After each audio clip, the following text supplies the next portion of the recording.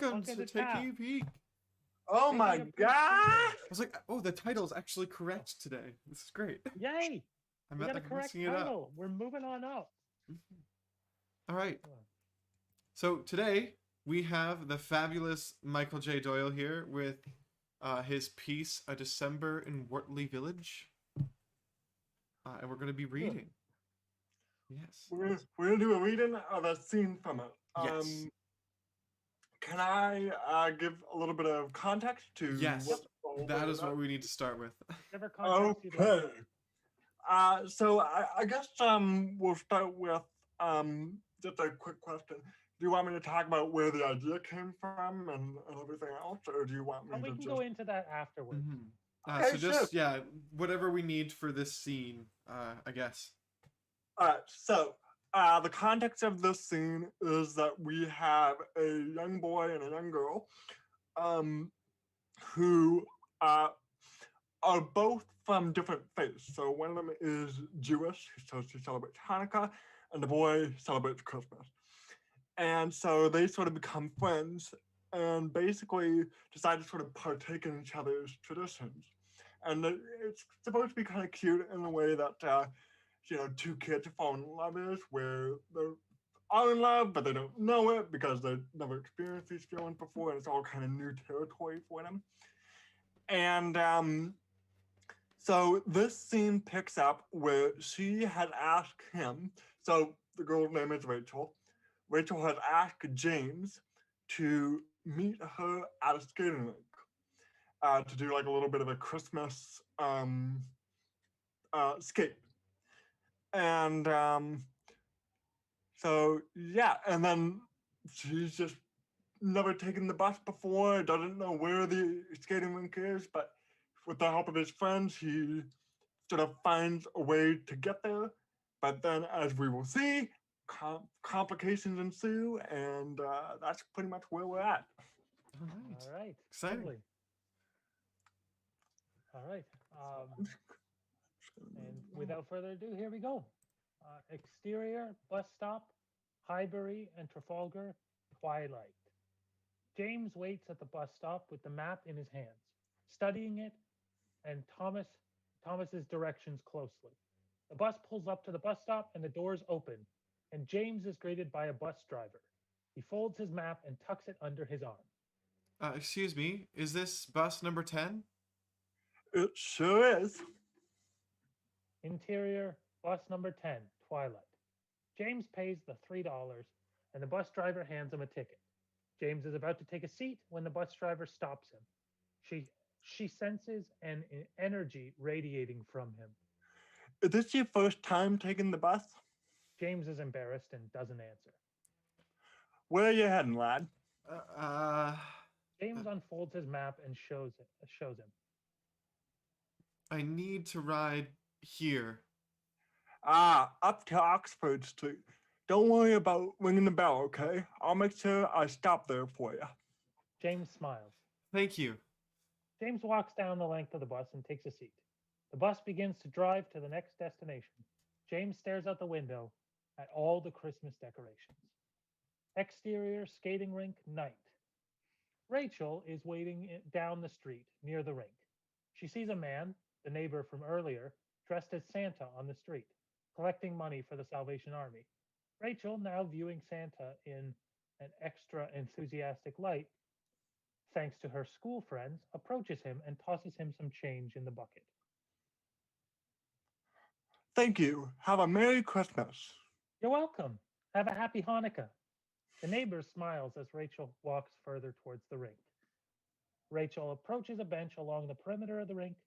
She takes a seat and smiles to herself, excited to meet with James when he arrives. While she waits, she observes the other skaters, some couples, some families, some just skating by themselves. A teenage staff member for the rink hops off the Zamboni and observes the skaters himself. He smiles, glad that the skaters are enjoying the ice. While looking around, he sees Rachel sitting on a bench by herself. Saddened by this, he decides to approach her. The staff member approaches the bench Rachel is sitting in and takes a seat beside her. Is everything okay, Rachel? Oh, yeah. Well, why aren't you skating? I will soon. I'm just waiting for my friend. Oh, okay. The staff member leans in for a whisper. Is he a cute boy? Rachel blushes and doesn't make eye contact with him, but still smiles. Maybe. Good for you. I'm sure he's great, especially if you see something in him. Thank you. The staff member gets off the bench and walks away. But before leaving the scene, he turns back to Rachel. Happy Hanukkah. Merry Christmas. The staff member gets back to supervising the rink while Rachel returns to watching the skaters. In a pan up, we see a clock which reads 8:10. Interior bus 10, number 10, night. James sits on the bus, waiting for his stop. The bus stops and a gay couple get on, sporting Christmas sweaters. James observes them as they take a seat on the bus together and cuddle in their seat. One of them is holding a flower bouquet and sniffs them, then rests his head on his partner's shoulder. James is moved by this sight and recalls that his friends suggested buying flowers. Before he can get too disappointed, the bus reaches the next stop. This is your stop, hun. James stands up and begins to exit the bus. Thank you. And Merry Christmas. You as well. Exterior bus stop, Highbury in Oxford, night. James exits the bus and it drives away. He watches it leaving and waves until it is out of sight. James then stands up at the bus stop, waiting and waiting and waiting. Past the time, James studies his surroundings and notices just a few feet down the street is a flower shop. He watches as a young man exits the building with a flower bouquet. James sees this as a sign. He double checks to make sure his bus isn't coming and then approaches the flower shop. Interior flower shop, night. James enters the flower shop. It is small and cluttered, but there is a quaint local business quality to it that is instantly appealing. James quickly skims through the pre-made bouquets and finds one made up of blue and white flowers. He approaches the desk, carrying the blue and white bouquet, and rings the bell. No one appears to be working. James gets worried and rings the bell again. I'll be right there. Zara, a young Muslim girl, a little younger than James, appears from a door behind the counter and greets James with a handshake. James accepts. My name's Zara. What can I do for you? James is awestruck. You own this store? No, my dad owns it. He's just busy getting a Christmas wreath ready for another customer. Just those flowers today? James sets them on the counter. Yes, please. Zara presses some keys on the cash register. $20, sir. James hands her a $20 bill. Thank you, sir. James rushes out the door. Have a Merry Christmas, Zara. Have a happy holiday. And exterior flower shop, night. James exits the flower shop, but just as he does so, sees a bus drive past him. He turns his head and sees it zoom past his stop. James panics and runs down the sidewalk after the bus, but it's no use. The bus is too fast and he can't catch up. It makes a turn onto Oxford Street before vanishing in the distance. Though James feels momentarily defeated, he reaches for the map in his pocket. He unfolds it and looks. James is in the corner of Highbury and Oxford, and he has to turn left onto Oxford and continue walking west. He heads out on his mission to get to Rachel, and in decent time. Exterior skating rink, night. Rachel continues to sit by and watch the skaters skate by. She remains seated, not even giving a thought to going ahead without James. Suddenly, she is tapped on the shoulder. Rachel turns around and sees that she was greeted by Sammy, a girl a little bit younger than her, and her mother. Hello. I'm sorry, but my daughter is deaf, so you'll have to let me moderate. Why are you sitting here by yourself? You look lonely. She's wondering why you're sitting by yourself. She thinks you look lonely. Rachel, signing and speaking. I'm waiting for a friend to come and skate with me. Sammy gets excited, that Rachel knew sign language, Sammy signing. Would you like to skate with me in the meantime? Sure, thank you.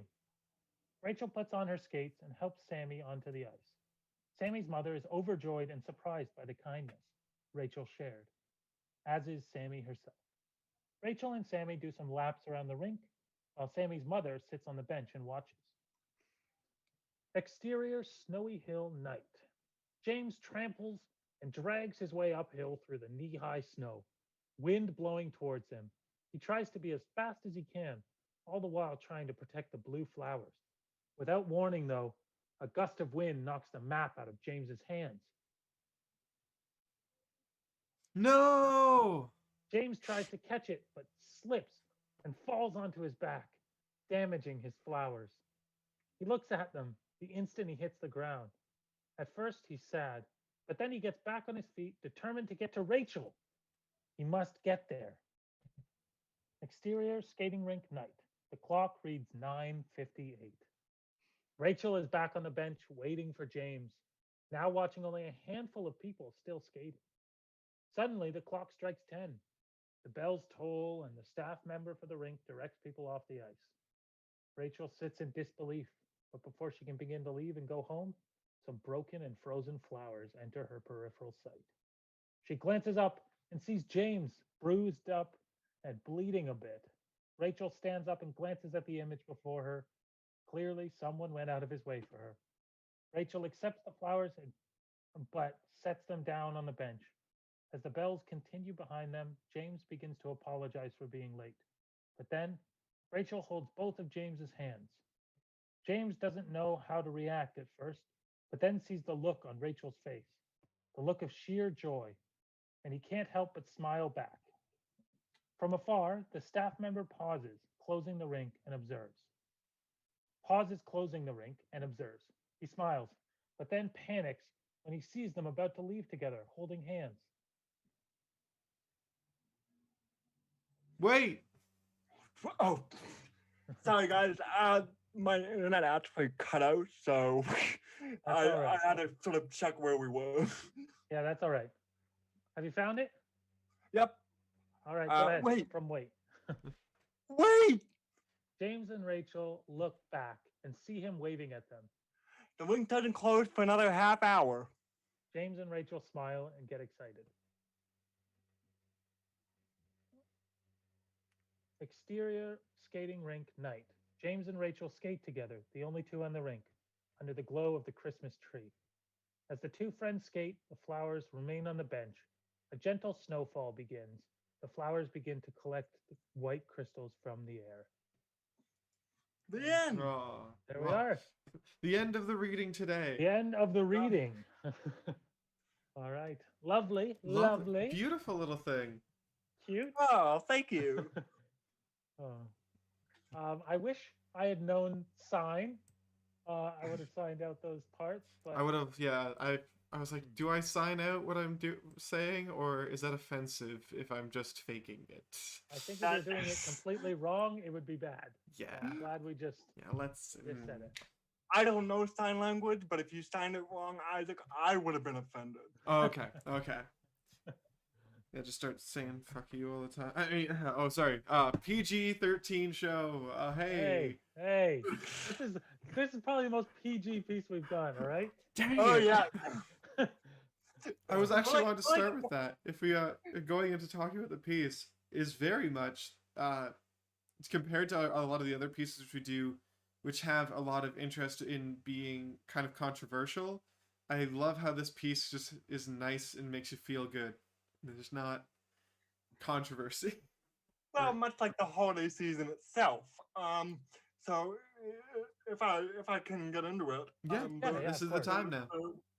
Okay, so this past year has actually been kind of an interesting year for me as far as exploring different ways of being creative and different ways of storytelling for me. I recently went through a phase earlier in the, actually, I guess it's 2021 now, so last year we're talking about. So 2021, we went into lockdown in like January, and I want to say April as well, right? Does that Mhm. sound right? Around there, yeah. Yeah. Uh, and during those two lockdowns, what I did was I watched a lot of Studio Ghibli films for the first time. I don't know Ah, if you know what those are. familiar. Familiar. Okay. Yeah, I've seen several of them.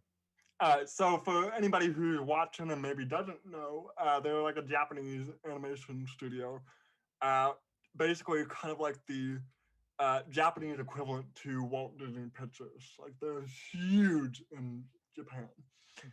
uh, and have developed quite a cult following here in North America. But what I liked about a lot of their movies, a lot of my favorites that they did. So Kiki's Delivery Service, Whisper of the Heart, and when Marnie was there, is that they had a very like kind of nonchalant, very relaxed, non-confrontational atmosphere to them.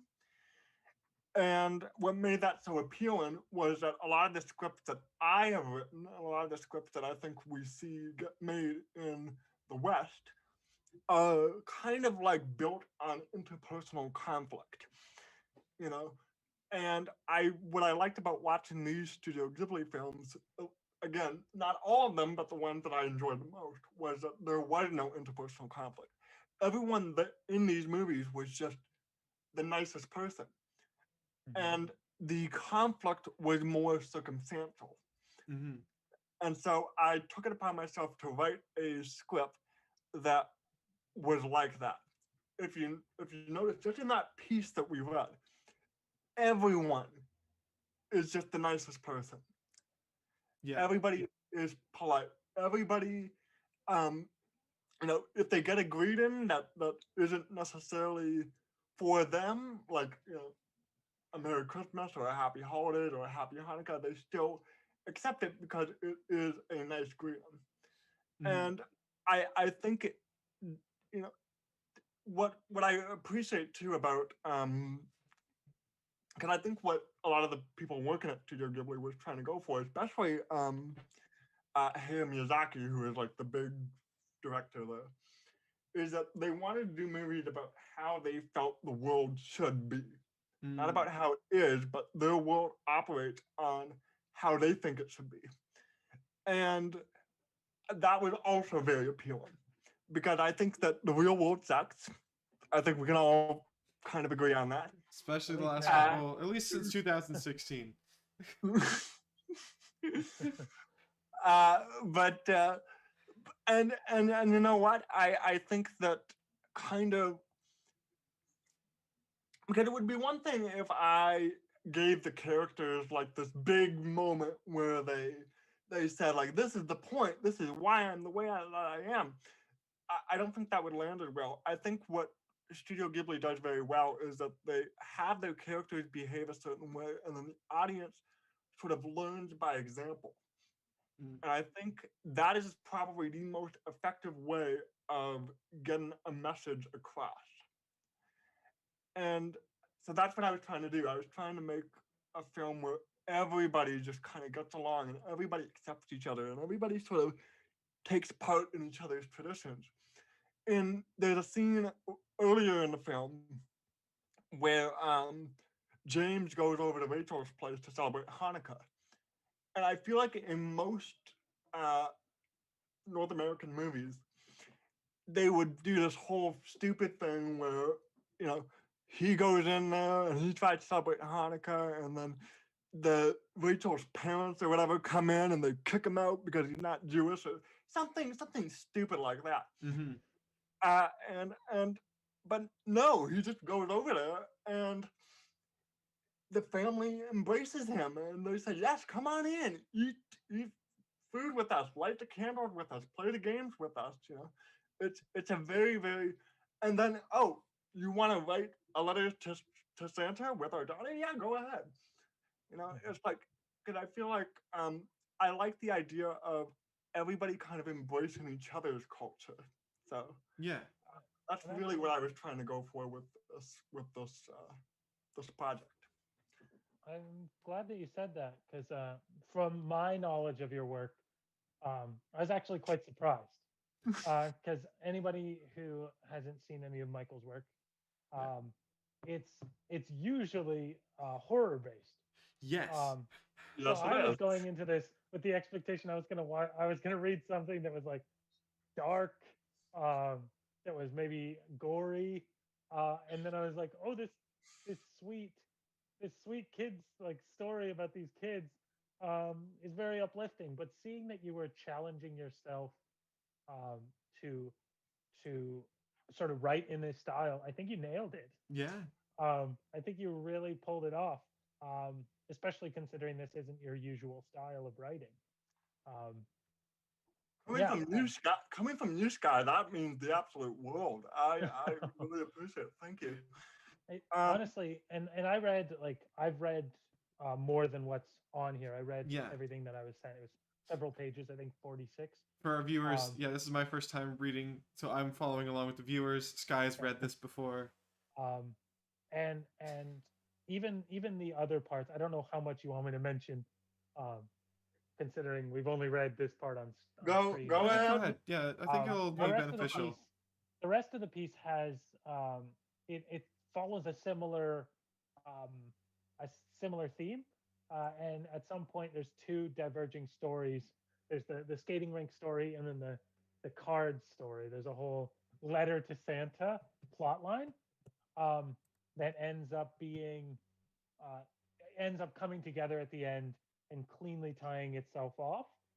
Um, and I like that they existed parallel to each other, right? They Mhm. didn't have to be intertwined the whole time, and then they cleaned up at the end, um, and just gives this heartwarming message about like the power of kindness, I guess, Yeah, and like that the effort that you put in will be rewarded, I guess.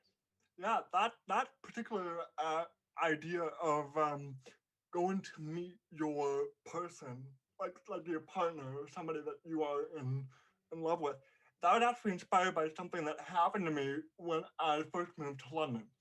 So when I moved to London, I started dating a girl who was going through a very, very tough time in her life.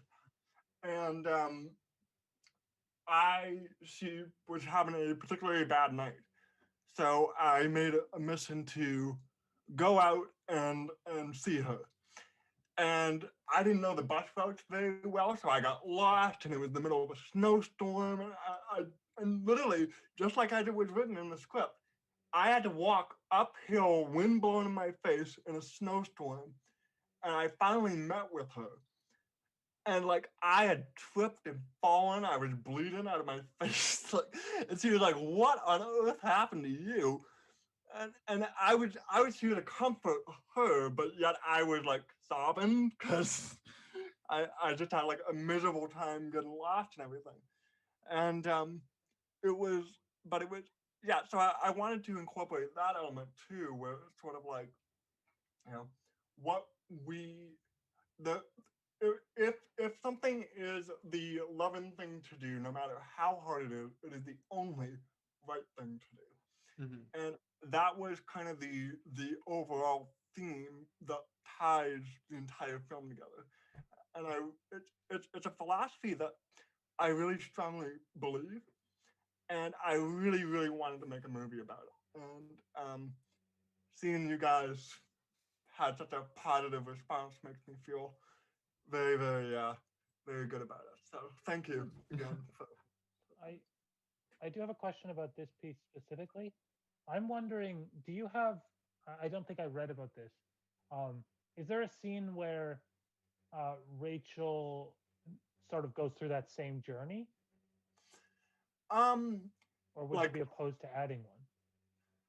sorry, goes through what kind of journey? Like like uh, she um, she goes through an experience where she has to go um, like she Uh, really has to go through something hard, yeah, like um, go out of their challenging, way to help another person. or Um, even specifically for James, like um, just to show that parallel, or no, because and the reason why is just because I wanted because like you talked about the two parallel stories happening. Well, Right. this is more or less James's story. So I really That's want fair. to emphasize him as a character. Mhm. And then with the his older sister who is operating on the other side of the story, I forget her name. Sorry, but Mala. thank you. Um, I wanted that story to really focus on her, even though her mother played a role in it and everything else. It was very Mhm. important to make sure that these were the two characters that we really focus on. Would I? But at the same time, I think I did a pretty okay job of giving Rachel her moments to shine, and so that she is, the same compassionate person that James is by knowing sign language and by inviting him over and so on and so forth. Like I tried to make sure that she wasn't just a blank slate, you know. Yeah, no, I coming from that, like the way you explained it, I wouldn't want that. Now that Okay, you told me what you specifically talked about, okay, or cool. intention, your 'Cause I was gonna intention. say parallels in a story like this, I would find risky as coming across as just time padding, because the this pacing is so slow. The framing of each scene, it feels so natural and real that I find, yeah, if you personally, again, audiences do seem to go for that type of thing, but I would find it a bit repetitive if we had Rachel go through the same thing. Yeah, I know yeah, that's no, just my that's two totally cents. fair. Originally, I wanted to have three different stories to intercut between. So we Mm-hmm. have James, and we have Ala, and then we have somebody else. But then the more I wrote the more I kept writing it, the more I'm just like, wow, there really is just enough material between the two stories to fill out a film runtime. Yeah. That was my excuse for just not being creative enough to think of a third story. I'll let you be the judge on that one. I do think that's a clear sign that you've written in the past. That you sort of said, "This is what I wanted to do," and it did not work. And said, instead of saying like, "How can I make it work?" you said, "No, it doesn't have to work." Yeah. Um, Yeah. Because that if the was story works, everything should service the story. yeah. Because that was a big discussion with Skye and I on another character we liked. Because yeah, like when you have that third character, it can very much be hard to or third story. What's it called? Plot A C. C plot. Yeah. To let go of it because it can have such a distinguished flavor. But yeah, it's nice that you were able to focus a lot more. I find it very helpful for this piece. Yeah. Mhm.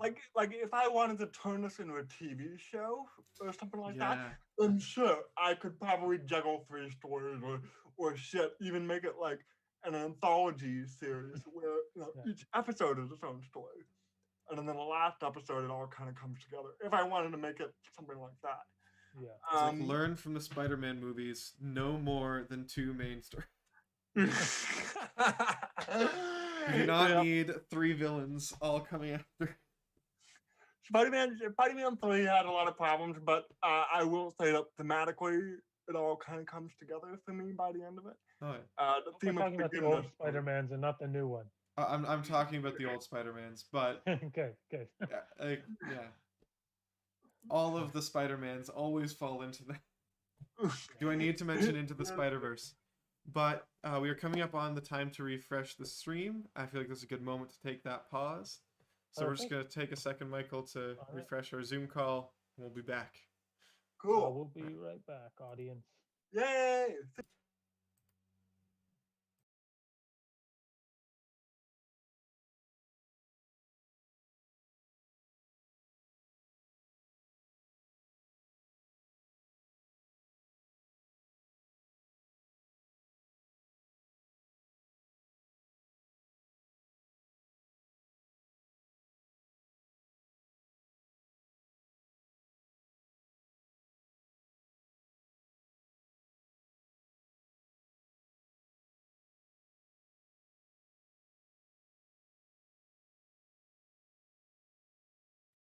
I would like to take this moment to let all of our viewers know that if they comment below or comment in the live stream chat, they will be able to answer your questions that you pose to us, even if we have to get to them in a later video. Thank you for watching.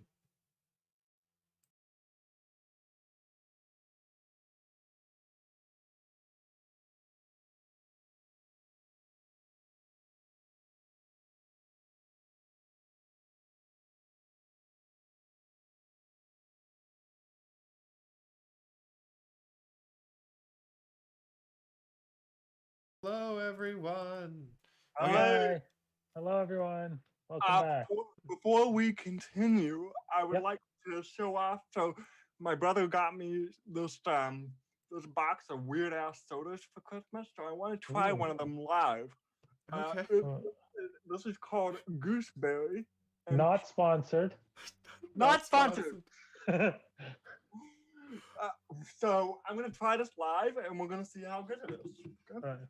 Cool. It's a Christmas treat for everybody. This is Yeah. we're now an unboxing channel. Yes, For this- absolutely. For the next Absolutely.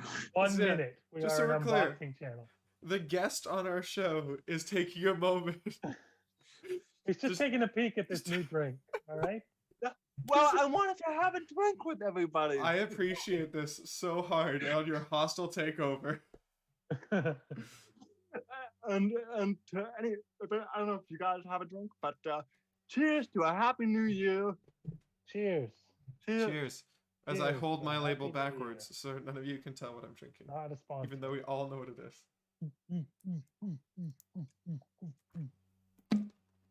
Because I have a problem. That was really weird, but it was probably the best one I've had so far. So Okay, yeah. All right, best one he's had so far. Everybody Yeah. mark that on your calendar. Calendars. oh Yeah. yes, it had my endorsement. Doyle approved. Once again, we are not sponsored Not sponsored. by this county bounty. We're just fans. Well, actually, I've never tried it. So Refreshing. Michael is just a fan of this specific kind, at least. Absolutely. This kind that I only found out about a week ago. Oh. Okay. All right. Skye, do you have anything else you want to comment about the piece? This specific piece, I'm not sure. It seems pretty clean, pretty neat. I think that you talked about a scene, and I don't think I read it, so you probably didn't include it, or maybe I just it wasn't fully written yet, because I know there were a couple of scenes that you're still working on. But I do appreciate the idea that he comes over to celebrate Hanukkah as well. And I hope that Hanukkah gets as much of a like a reasonable like starring role in the piece as well as a holiday. Exactly. That's the goal. Is I originally conceived this as just a Christmas movie. Right. But then the more I kind of thought about, well, hold on, what's the most like? Because I wanted the movie to have like a very universal message. So how do I make that happen? Well, the way to do that is not to make it strictly about Christmas, is to make it about other holidays that happen around the same time. Mm-hmm. And to also say that these holidays are not specifically for Jewish people or for Christians or for whoever, but they can be embraced by everybody. Mm-hmm. So yeah, I definitely want to give Hanukkah a big role. The problem is that as of writing and as of we're doing this live show, I know very little about Jewish culture. Which would explain why it's not written yet. Yeah, Gotcha. so that's why it hasn't been written yet. I've actually been in contact with like some of my coworkers are Jewish, and some of my actually there was a customer that came in to work, and he was Jewish, and him and I sort of had to talk about it.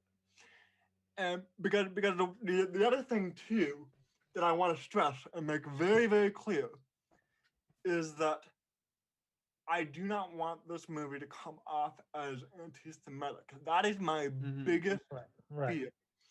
That is my biggest fear. So you are absolutely right, Skye, in that I should give Hanukkah the attention that rightfully deserves. Mhm.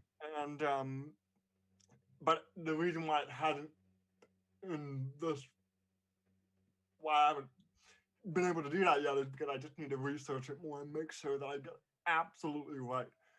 So Yeah. as soon as everything is, because it's been a very hectic month and a half for me, as soon as things calm down and I'm able to focus on the script again, I'm going to be talking with, because I got that customer's email. He seemed interested to read the script and give me some tips and pointers. So I'm going to send it to him. I'm going to send it to as many people as I can, just to make sure that I get this right. Yeah. Because Because the last thing I want is to misrepresent or to screw up or whatever. So. yeah, because this is something that actually I love talking to other writers about too. Like when we do these pieces that aren't necessarily about something that we have experienced.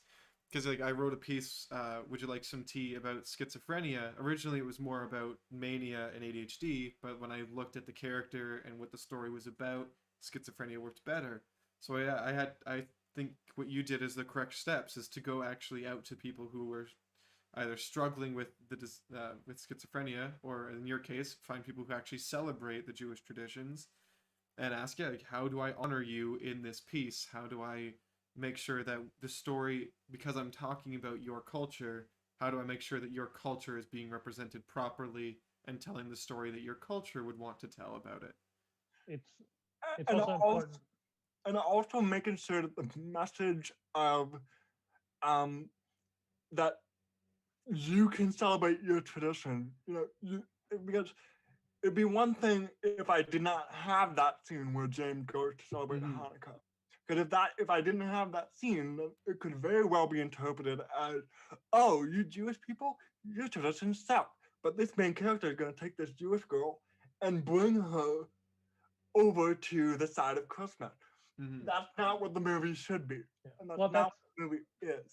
that's exactly why I made that comment, is because Yeah. I know that he goes to her house and they write, because all you have written for that is that he goes to her house and then they write to Santa. And I was Yes. like, that seems like a strange thing to do if you're going to somebody's house who celebrates a different, right? Yeah. Different religious practice Yeah. than you, or Yeah. a different holiday. No.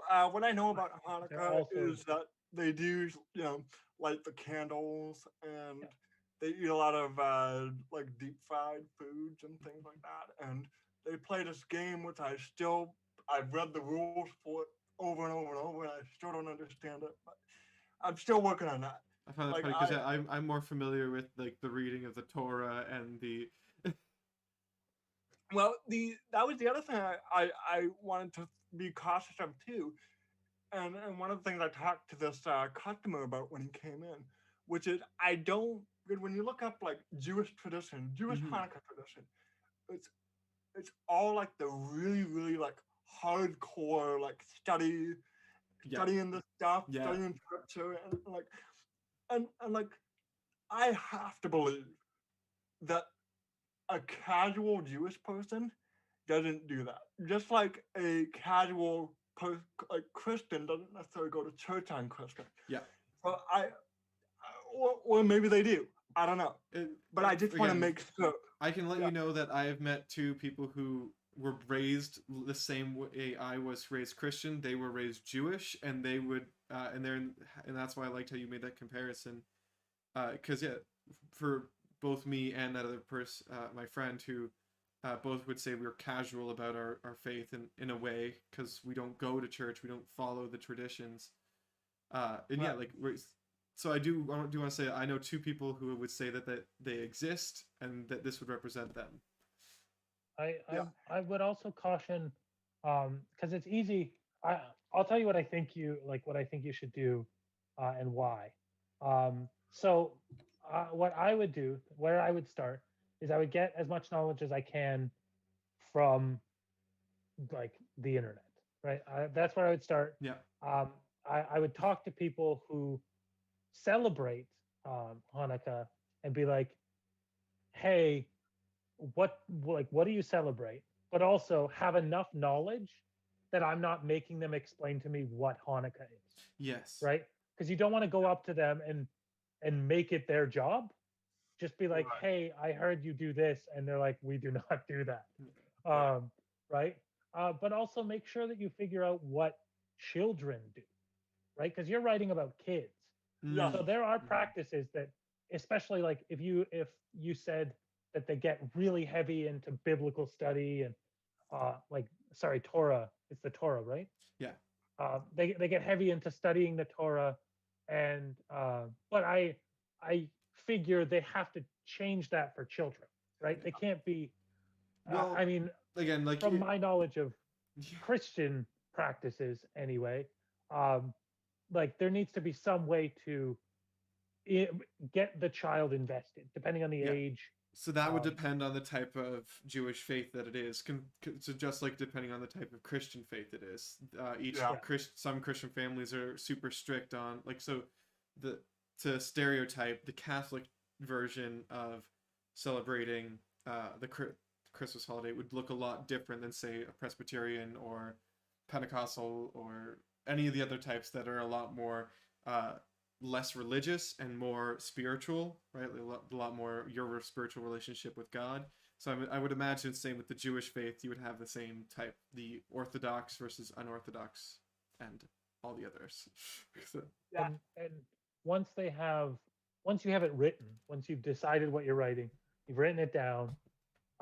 Once again, take it to people who know, mhm. Yeah. because you're gonna have small mistakes, right? You're gonna have a name for something that is only used in like is not used casually or Yeah. something like that. Right. Um, Yeah. right? That you just know because it's on the internet. This is the proper name for it, even though Yeah, nobody uses that name. Stuff which is like that, nice why right? it's based in Western culture as opposed to say like Eastern, because you'd have to be a lot more strict and careful what you say if we were releasing this film to a more what's I'm trying to think of that area of the globe, like Middle Eastern area, but I don't know if that's the proper term. But just yeah, like the place where Jerusalem and Israel and Right, where they might have Right. different practices. yeah, because yeah, Christianity and I would assume uh, the Jewish cultures are much more strict there than they are elsewhere in Western culture. Right, Yeah. but he is also writing a Western story. That's why I was saying, but kudos to making that decision. Right, Right. right. Instead of trying to assume what would happen in, Yeah, yeah, okay, that I makes guess I sense. just wanted to like bring up that yeah, like it does help that we are writing in a culture that understands there will be mistakes. I guess that is what I was trying to hit at. And the other thing too to keep in mind too is I am going on the assumption that what we're looking at here is a very idealized world. Mm-hmm. I don't know for certain if this type of premise would happen in real life. But again, I do think that I do think that it is important to present it because again, Yeah. this is just the way that I think that the world should be, and that's where again the Studio Ghibli comparison comes in, where they were writing stories about how they felt the world should be, and Honestly, from a social perspective, anyways. I want to agree with you so much there because I love the the idea of putting things on screen to normalize that type of behavior. Mhm. Because it was brought up in BoJack Horseman, which is why I have so much opinion of it. Is because yeah, uh, when Diane brought up that like what you see on TV helps normalize your behavior and people will adopt personas from the shows they watch. So I was like, yeah, like why if we know that people are doing this, right? Like I will quote jokes for the next month from the funniest movie I've recently seen. Yeah, why aren't there more shows that just go, hey, wouldn't it be nice if this is how the world worked? As opposed Right. to creating this fake drama, creating drama of this better society. Mhm. I love the idea of that. It's why I love sci-fi, right? Is these advanced societies and what they are struggling with, as opposed to what we deal with in our modern world. And that can be alienating for some people for sure. It Uh, can. I do think that again like I've been saying kind of a lot through this live stream is you know we have to be the example that we wish to see. Yeah. And if our art is a projection of ourselves, then we have to write the example that we wish to see. I think Yeah. there's a certain amount of responsibility there on the writer to sort of put as much of what he, she, it, whatever feels about themselves into their writing. And I yeah, so I definitely want to you know, even in like my horror films, which Skye pointed out is mostly what I do.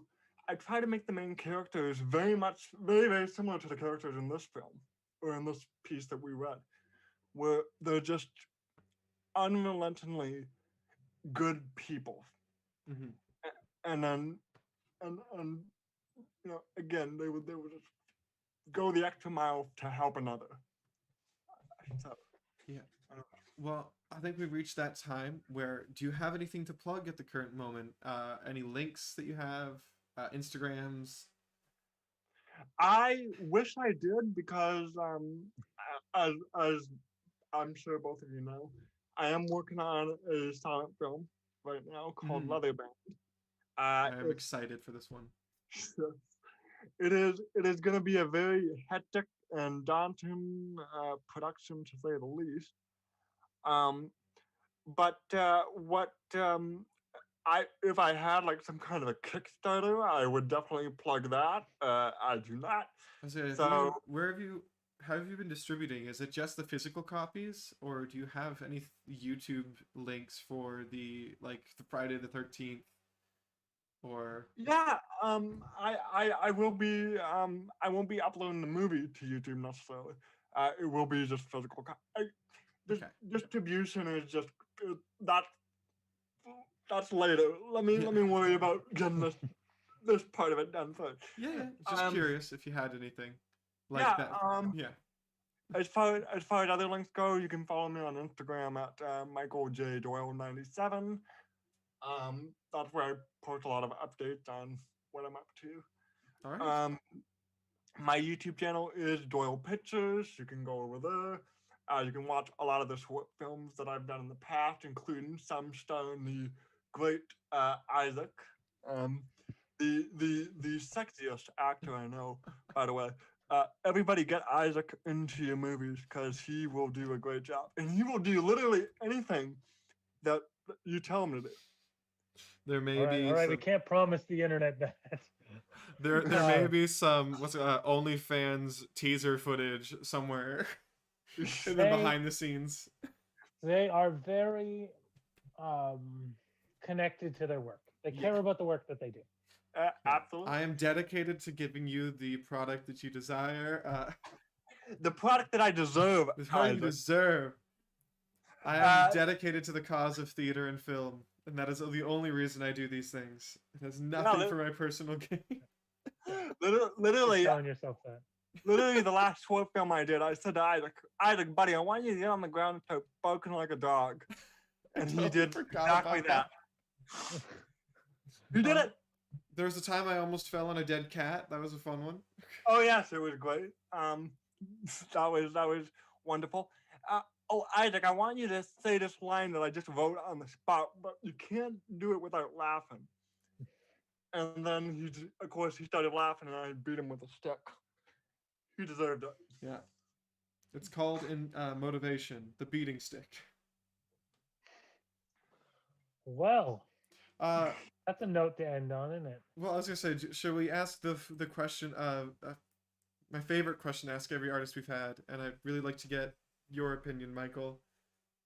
Is there? How do you manage a work-life balance? I've talked to you Not about this a bit in very- person. The answer is not very well. Yeah. I hear that a lot.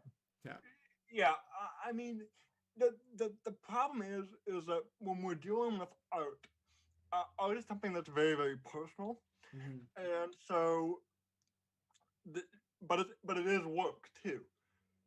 But yet Yeah. it's also life. So how because of how personal it is. So really, how do you balance work and life? Really, the answer is they're both one and the same, especially when it comes to art of any kind. So but I do understand, by the way, what your question is like. Yeah. How do you like balance the art part of your life with the other aspect? With the money, the thing that keeps the lights on. I Yeah, love artsy stuff. yeah, and again, the answer is just not well. But again, at the same time, I don't really think of it as I mean, it is work, but it's also work that comes very naturally to me. Yeah. You know what I mean? So I don't know if it really even feels like work either. Like it's a very complicated thing. And again, I think It that's really what is. It's why I love asking it. Is because it's fun to see every artist discuss and struggle with their own life, right? Their own way, because we all want the same thing in the sense that we all want to create and give what our own life experiences into some type of thing that people can enjoy. That's what we're all trying to do. But again, like you tackle it from one way, I tackle it from another, and it's just nice, I guess, in comforting knowing that we're all facing that demon together. That it's a challenge for all of us. Yeah. it is. I think the key thing is to really get people in your life who are very, very supportive of it, Mm-hmm. who are very patient with it, and very understanding. I am blessed to have two roommates over there that are in the living room that literally they come into my room and it's like boxes of like props and costumes and equipment just everywhere, and they just accept it, and they still support it and they understand it. My current partner, she came over for the first time about a month ago, and I was like, hey, by the way, just letting you know, this place is a mess, and I would expected her to be like, oh my god, like this is weird, like this guy is nuts.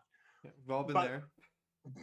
but she came in and she looked at all this, and her reaction was, wow, this is so cool, because it just shows how committed and how excited and how badly you want to do this. Mhm. So you get people like that in your life, and that are patient and understanding, and I think you're and also forgiving too. And then yeah, you're set. And luckily, I've been blessed with a very close and very good support system. Mm-hmm. Now, that said, if anyone who might be watching this doesn't have that good support system, I didn't always have that good support system. You have to work for it. Yeah, you have to work for it. But even if you never find it or you never earn it, just do it anyway. Do the stuff that you like to do anyways, because Yes. yeah, if let's say I got into a relationship with somebody that who didn't want me to make movies anymore, like that would be awful. Oh yeah. I've And- been there. you sure have. Yeah. And yeah, it is. I'm just very, very fortunate. Yeah. So. It's great to finally be in that position. And as much as I'd like to talk about this for hours, I got to be respectful of Skye's time. And we're going to have to wrap it up here. Thank you so much, Michael, for joining us. Again, yeah, follow him on Instagram or his YouTube channel, Doyle Pictures. He is going to do great things, and I'm going to make sure of that for both of you. Thank you all for coming to our last stream. Yes. Our last stream of the this season. season. We Our season ends officially tonight, so thank you all for being here. Yes, thank you. Taking a peek is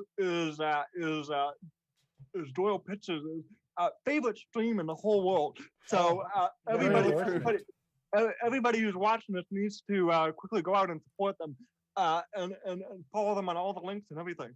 That's If there's a link in the description, click it. You are obligated. Because we have lots more that we plan to do next year and in the following years. We've had the We've got meetings. some fun stuff coming up. Whenabouts are we coming back, Isaac? Filming?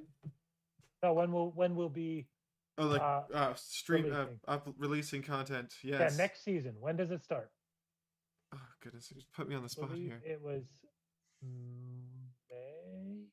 Yeah, I want to I'm say supposed to know this. July 1st is the first episode of the big project. Yeah, so let's say July 1st. July. Okay. Yep. So we will be back in July with some new content for you all. We might be releasing stuff in the interim, but that's We are. that's we are we I are heard releasing. in my ear that we are. We are releasing some content that's not part. It's just our off-season, behind the Of a scenes regular footage. season. Yeah, we'll be getting that February to keep you satisfied up until May. That's why May was in my head. Yeah. May is when we'll have our announcement for what's coming in season 2. Yeah. All right. And that's what we will announce now. Thanks for watching. Yes. Thank you all for coming. Have a wonderful new year. Take care. Take care. Love yourself. We love you. We appreciate you. Thank you, Michael, for joining us. My pleasure. Thank you for having me. And